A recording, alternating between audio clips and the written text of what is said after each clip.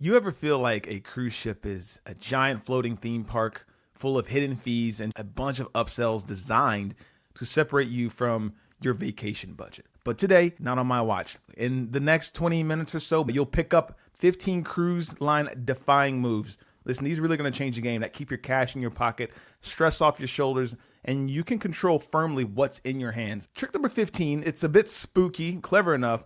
You can figure out a way to flip it to your own benefit. So stay tuned for that. The last hack is, I call it a chef's kiss. It's revenge. Sometimes cruise lines push it a little too far. You just got to find a way to outsmart these cruise lines. You got to play chess while they're playing checkers. But right now, they're owning everything like Cersei and King's Landing. So let's get at them, all right? Let's jump into it. Yo, what's up? My name's Griff, founder of Ahoy365.com. And if you're new here, what's good? But if you've been here, welcome to the show, Paradise Crew. So if you didn't know, I'm a longtime cruiser, almost 100 cruises, but we're also like a part-time cruise line nemesis. And listen, I've learned sometimes the hard way where the sneaky traps are and how to dodge them. So for first timers, platinum loyals, bargain hunters, by the time we hit the outro, you'll be smarter than 90% of the cruise ship. All right, let's cast this thing off. Number one, you can skip the prepaid gratuities. You can keep your leverage inside of your wallet. Cruise lines love when you prepay tips. It's like tipping a waiter before the menu even lands. The money's locked in no matter how the service goes. Here's what people are doing. Instead, they're leaving the auto gratuity box unchecked when they book and wait until day 2 or 3 to adjust how guest services are actually treating you. Does your cabin steward know your name? Are they checking in on your room? Are they providing the room service that you actually paid for? Are they on schedule? Is it a stellar crew? Then you can decide to tip more or less based on that. Listen, if you've got a ghost mode steward, which we've experienced before, you do have an opportunity to trim it. Unfortunately, they do begin to realize that you are in control, and magically the service starts to level up sometimes. That just kind of is what it is. So let me know in the comment section below, is this something you've explored, or do you still auto tip every single time?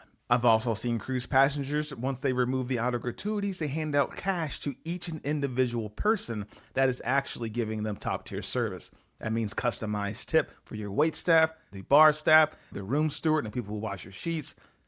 It is a hot take. Let me know your comments and thoughts. Number 2, the approved power cube that saves your sanity. So the typical cabin can have a couple of outlets, one hiding behind the TV, maybe one by a lamp or on your desk. Meanwhile, you've packed phones, watches, cameras, card readers, hair gadgets, plus maybe that USB fan you just can't sleep without. If you try to bring an extension cord, it's not allowed. Bring a non-surge cruise compliant power cube. I'll link that in the comment section below. My point is, the surge protectors get confiscated faster than smuggled liquor. I'm telling you, listen, the right cube turns your cabin into a command central. I mean, it's really helpful. And at the end of the night, you have a bunch of places to charge your devices. Number 3, drink package math. You're going to use a calculator and not FOMO. Packages run anywhere to like 60 to $100 a day on particular cruise ships per person. And most lines require every adult in the cabin to buy one. What does that mean? You'd need 6 to 10 cocktails daily to break even. Can you do that? Day 1, sure. By day 4, your liver taps out, you take a day off, and so you got to find a way to outsmart the system. The pre-cruise planner sales, prices often drop 20, 40%, so try to buy them later. Cyber Monday's a good deal, Black Friday's a good deal. Many of the lines let you purchase on day 2 for the remaining days, cheaper overall. A la carte plus freebies. Bring the allotted wine bottle, attend cocktail demos, sip the welcome aboard fizz, and just buy what you actually drink. The bottom line is, if you have to bust out math to justify unlimited Mai Tais, the math has already been answered. Number 4, interior bargain cabins. Pick smart, sleep sound. An interior cabin can be heaven for your wallet or hell for your eardrums. So here's the secret formula. Midship, less motion. Fewer mechanical noises. It's like a deck sandwich. Guest cabins above and below, no nightclub overhead, no engine room below. Some ships hide oversized interiors created by funky architecture. Same price, extra square footage.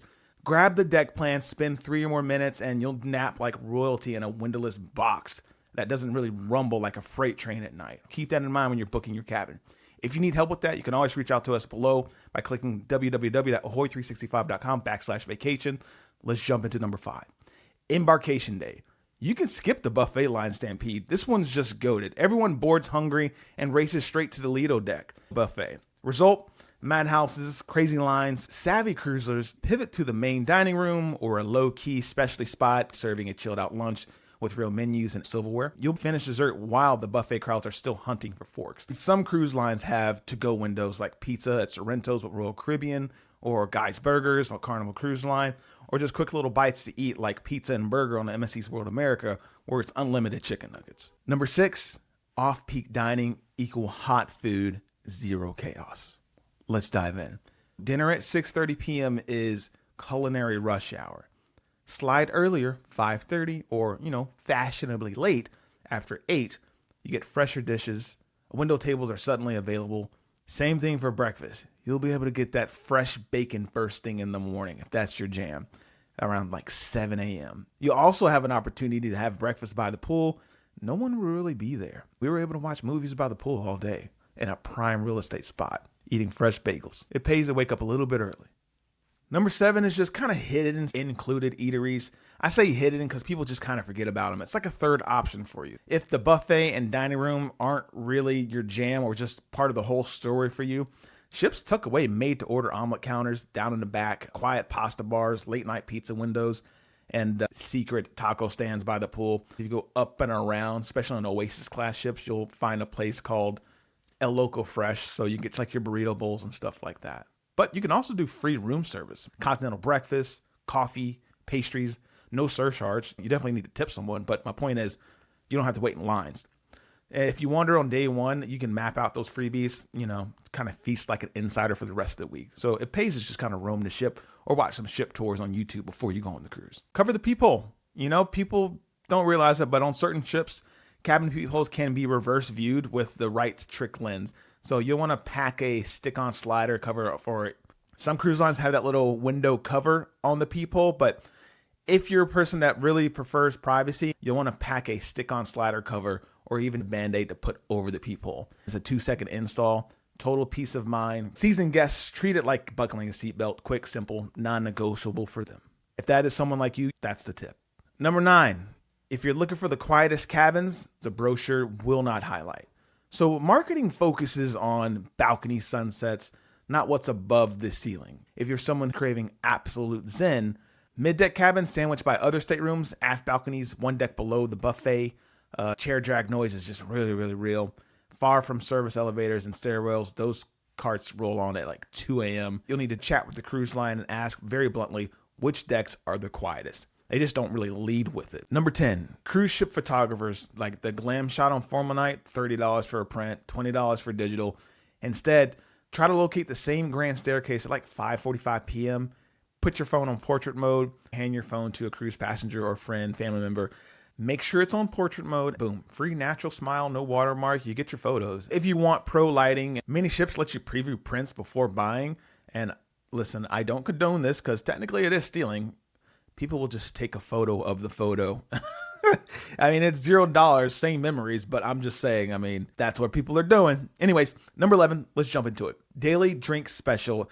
It's budget booze in disguise, okay? So that Caribbean Sunset Splash or El Loco, Coco Loco for $1 off. It's bottom shelf rum. Sugar bomb mixers, barely a shot inside. Just kind of give you a heads up on that. If you're on a drink package, specials are irrelevant. So order a real mojito or espresso martini. If you're paying a la carte, stick to the classics with known liquor, better taste, better value, fewer mystery headaches, if that makes sense. You'll thank me later. Number 12 is armor your luggage tag and try to avoid the naked bag. Grab that $8 reusable plastic tag sleeves that you see on Amazon.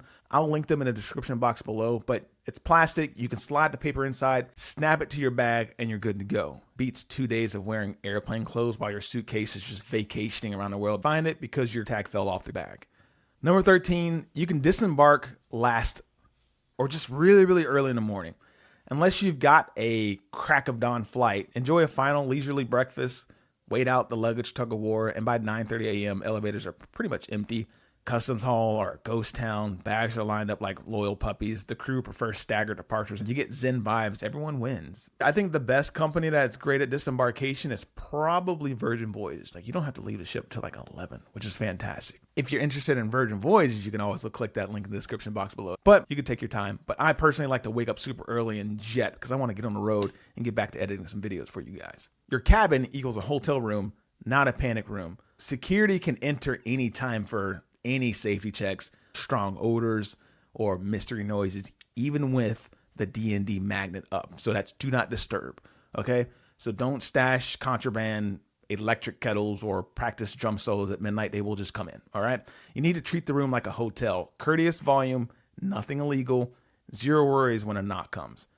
Listen, all I'm saying is some people have tried to do some crazy stuff in the room and the security has come in. So this one time, my uncle, he's a hunter, and, you know, he goes hunting. One of the bullet shell casings fell into his boot. He packed his boots, went on the cruise, and yeah, they found it. And they're like, hey, there's a bullet shell casing somewhere on a boot in the cabin. They found it. They went into his room and searched through all his stuff. At the end of the day, he was fine. My point is, it's a very funny story, and I just don't want it to happen to you. Number 15 is RFID tracking. It is very creepy. That wristband or key card, your mobile phone, like every time you order a latte, you open your door, you step off the gangway, stuff like that, they know where you're at. The cruise line, their main motive is just marketing. So for example, they'll push you a spa deal anytime you start walking a little bit close to the sauna. But my point is, sometimes it's crowd control, flow management in the theaters and tenders. Every so often, you'll get spending nudges. For example, the data says you love margaritas at 3 p.m. and then a margarita promo magically appears in the app at 2:45. And you're like, oh, snap. A margarita deal. My point is, it'd also be helpful to locate your family. Many of those cruise apps show group members' whereabouts. No more, where are my kids or where's grandpa? You can just check your app and see exactly where they're located. Cruise lines will also be like, where's so-and-so because we're about to take off, and they'll make an announcement with guest services to find your activity log to see where you were last at. They'll also use your bill and your spending purchases to have an idea of what you've done as an alibi in case something goes down. Now, don't leave the pier yet. Tap the video on the screen right here. It's about the top 10 cruises for introverts. So if you have any introverts in your family, this is the video to show them.